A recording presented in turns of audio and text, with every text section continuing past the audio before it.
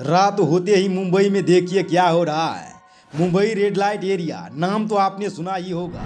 अगर नहीं सुना तो कोई बात नहीं, वीडियो के अंत तक इस जगह की ऐसी सच्चाई जानेंगे जिन्हें जानने के बाद आप शर्म के मारे पानी पानी हो जाओगे। जहां एक तरफ माया नगरी में चकाचौंध भरी जिंदगी देखने को मिलती है, वहीं दूसरी तरफ लोग अपनी रातें रंगीन करने के लिए एक अलग ही तरीका अपनाते हैं। तो चलिए आज आपको मुंबई के उस बदनाम गलियों में ले जाते हैं जहां जाने के बाद अच्छे खासे शरीफ लोगों का ईमान बिगड़ जाता है। कमाठीपुरा लाचारी के दहलीज पर सजे इस बागी जश्न में खुशियां नहीं बल्कि आक्रोश है, बेइंतहा आक्रोश। इस आक्रोश को कमाठीपुरा के तंग गलियों में प्रवेश करते ही महसूस किया जा सकता है। चोर बाजार से कमाठीपुरा को जाता यह रास्ता, जिस रास्ते पर लड़खड़ाते कदमों और मचलते जज्बातों के साथ पहुंचते लोग अपने दिल के धड़कन में किसी खतरे की आहट को महसूस करने के बावजूद न जाने किस तलाश में आगे बढ़ते जाते हैं। मुंबई के हर सेक्स वर्कर्स की यही कहानी होती है। कोई प्यार में धोखा खा गई, कोई नौकरी के झांसे में आ गई, तो किसी के परिवार वालों ही इस जहन्नुम के दलदल में धकेल दिए, तो किसी को दलाल ने अपने चंगुल में फंसा लिया। जी हाँ दोस्तों, आपने सही समझा, हम बात कर रहे हैं एशिया के सबसे बड़े रेड लाइट एरिया में से एक मुंबई के कमाठीपुरा के बारे में। मुंबई के इस बदनाम इलाके को आज से कई साल पहले लाल बाजार के नाम से जाना जाता था, जहां पर कदम रखते ही अच्छों का ईमान बिगड़ जाता है। 500, 1000, 2000 के रेट्स में यहाँ जिस्म को परोसा जाता है। यहाँ पर जिस्म की कालाबाजारी इतने भयानक तरीके से होती है कि उसके लिए बाकायदा एजेंट भी मौजूद होते हैं, जिन्हें हम आम भाषा में दलाल कहते हैं। अगर आप गलती से भी कमाठीपुरा की तंग गलियों से गुजरते हैं तो वहाँ हर कोई आपको अपने पास बुलाएगा, कोई किनारे ले जाकर बात करेगा और कुछ लोग हाथ पकड़ के भी आपको अंदर ले जाएंगे। अब इन सब चीज़ों के बाद आप समझ सकते हैं कि किसी भी शरीफ इंसान की शराफत किस तरह चंद मिनटों में तितर मितर हो जाएगी। हालांकि आजकल यहाँ कुछ गिने चुने मनचलों ही इस जिस्म फिरोशी के मंडी में पहुँचते हैं, लेकिन एक वक्त था यहाँ लड़कियाँ भेड़ बकरियों की तरह बिकती थी। तभी तो वर्ष 1992 के वक्त यहाँ पर 45,000 वेश्याएँ इस काम में लिप्त थी। लेकिन उसी दौरान जब HIV का संक्रमण बढ़ने लगा, तब यहाँ धीरे धीरे सेक्स वर्कर की संख्या में गिरावट होने लगी। वरना तो लोग इतनी ज़्यादा संख्या में यहाँ पहुँचते थे जिसकी तो कोई हद ही नहीं थी। लेकिन HIV का संक्रमण जैसे ही बढ़ने लगा, लोगों के अंदर मौत का डर मंडराने लगा। कई सारी सेक्स वर्कर्स ने वेश्यावृत्ति का काम छोड़ दिया और मौत के डर से मर्दों के अंदर का दरिंदा भी मर गया। तभी तो लोग इस मंडी में ना के बराबर पहुँचते थे, वरना क्या अमीर क्या गरीब, हर कोई आपको कमाठीपुरा के इन्हीं बदनाम गलियों में किसी हसीना के साथ अपनी रातें रंगीन करता मिल जाता था।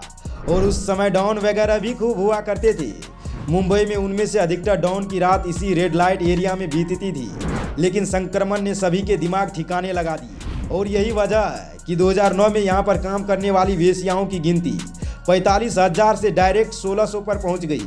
हालांकि हैरानी की बात तो यह है, अब हालात पहले से भी भयावह रूप ले रही है, जहां वेश्याओं की संख्या दिन दूनी के हिसाब से बढ़ रही है और यहां आने वाले लोगों की गिनती भी हद से ज़्यादा बढ़ गए हैं। इनका विस्तार इतना तेजी पकड़ लिया है कि रेड लाइट एरिया से बाहर आजकल मसाज पार्लर में भी सेक्स वर्कर फल फूल रही है। पिछले कुछ वर्षों से मसाज पार्लर की मांग को बढ़ते देख धड़ल्ले से मसाज पार्लर खुल रही है। इन मसाज सेंटर में कॉलेज गोइंग लड़कियों से लेकर खूबसूरत शादीशुदा महिलाएं शामिल होती है, जो पैसों के लिए यह काम करती हैं और इनके द्वारा ही कई और लड़कियों और खूबसूरत शादीशुदा महिलाओं को लाया जाता है। आपको जानकर ताजुब होगी कि मसाज सेंटर में न सिर्फ मसाज होती है बल्कि सब कुछ होती है। लेकिन यह सब क्लाइंट के ऊपर भी डिपेंड करता है। बस लड़कियां मसाज करने के बाद सिर्फ इतना बोलती हैं कि सर आपको कोई एक्स्ट्रा सर्विस भी चाहिए। समझने वाले क्लाइंट के लिए इशारा ही काफ़ी होती है, बाकी तो आप समझदार हैं। ये सब बातें सुनकर अगर आप हैरान हो गए हैं तो एक और बात बताऊं, जिन्हें सुनकर आपकी पैर तले ज़मीन खिसक जाएगी। आप कहोगे ऐसा भी हो सकता है? बता दे, जिस तरह से मर्दों को अपनी हवस की भूख मिटानी होती है तो वो वेश्यावृत्ति के मंडी में जाते हैं, उसी तरह मुंबई के कई जगहों पर महिलाएं अपनी हवस की भूख मिटाने के लिए मर्दों को पैसा देती है। इस धंधे को जिगोलो कहा जाता है। इस लाइन में मर्दों की कोई कद्र नहीं होती है। इसमें हवस से भरी महिलाएं अपने जिस्म के आग को बुझाने के लिए लंबे और तगड़े कदकाठी वाले लोगों को चुनती हैं, क्योंकि ऐसी महिलाओं की एक गंदी सोच होती है कि जिस जिगोलो का शरीर जितना तगड़ा और लंबा होगा, इन संभोग के प्यासी महिलाओं को वह ज़्यादा संतुष्ट कर पाएगा। पहले इस काम के लिए मुंबई का मालाबार हिल बहुत फेमस था। वैसे एक मसला और है जो सुर्खियों में बना रहता है। आपको बता दें, मुंबई अपने ड्रग्स के मामले में भी नंबर 1 पर पहुंच चुका है और आलम तो यह हो गया है कि भारतीय सरकार का खुफिया ड्रग्स डिपार्टमेंट यानी कि नारकोटिक्स कंट्रोल ब्यूरो मुंबई को खुद ही द ड्रग्स कैपिटल कहते हैं। यहाँ छोटे से लेकर बड़े बड़े बिजनेसमैन और बड़े से बड़े हस्तियाँ इस ड्रग्स नाम के जहर को लेते हैं। अब तो कहा जाता है मुंबई और इधर के लोगों को इस जहर की आदत सी हो गई है। दोस्तों, इससे अलग अगर मुंबई किसी के लिए जाना जाता है तो वह है यहाँ की फिल्म इंडस्ट्री। यहाँ देश के युवा लड़के और लड़कियाँ अपने सपने को हकीकत में बदलने आते हैं, लेकिन यहाँ की सच्चाई आपके होश उड़ा सकते हैं।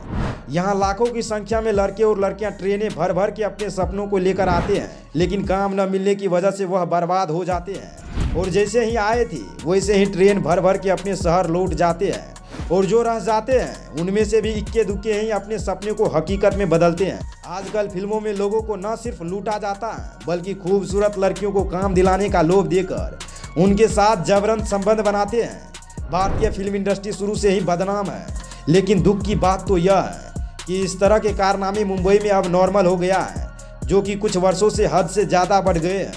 लड़कियां भी सेलिब्रिटी बनने के जिद में कुछ भी करने को राजी रहती हैं, लेकिन उन लड़कियों को कौन बताए किसी भी फील्ड में हुनर वालों की ही कद्र होती है, वरना यहाँ बहुत आते हैं और चले जाते हैं। तो दोस्तों, यह है दास्ताना मुंबई और उनके बदनाम गलियाँ कामाठीपुरा की।